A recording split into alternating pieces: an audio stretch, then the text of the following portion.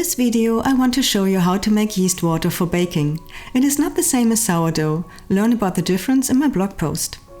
To make yeast water, you need a fruit that naturally has some yeast on it. A date is perfect, but if you don't have a date, some raisins or a slice of apple will do too. Yeast is all around us and sticks to almost any fruit and vegetable. Just make sure that your fruit or vegetable has not been treated with sulfur.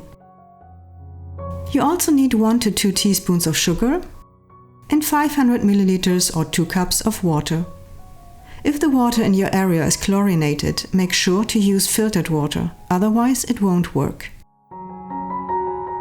Last, you need a really clean jar or pitcher. It's best to clean it with a solution from 1 teaspoon of soda and a liter or 4 cups of hot water. Then rinse it with hot water. You also need a lid. Put the date or other fruit into the jar. Then add the sugar,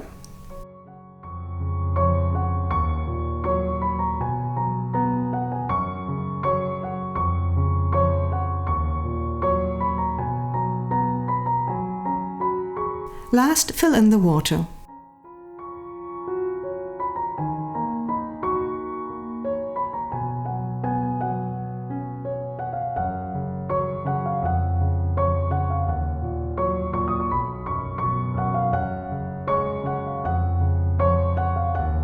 Now cover the jar and place it at a dark, warm place in your house.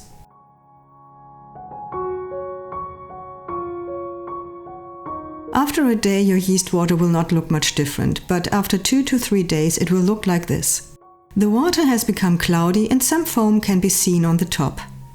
Open the jar once daily and let the yeast water stand at the dark place for up to 8 days. You will know that your yeast water is ready to use when the bubbles decrease and it smells slightly fermented. Then either use it for baking or fill it into a bottle and store it in the fridge. You can now use 100 milliliters or half a cup of this yeast water for 500 grams of flour. Reduce the liquid of your recipe by the amount of yeast water you are adding. Be aware that the proofing time of your dough might need to be increased. Learn more about different methods of homemade yeast and how to use it on my blog, MyGerman.Recipes.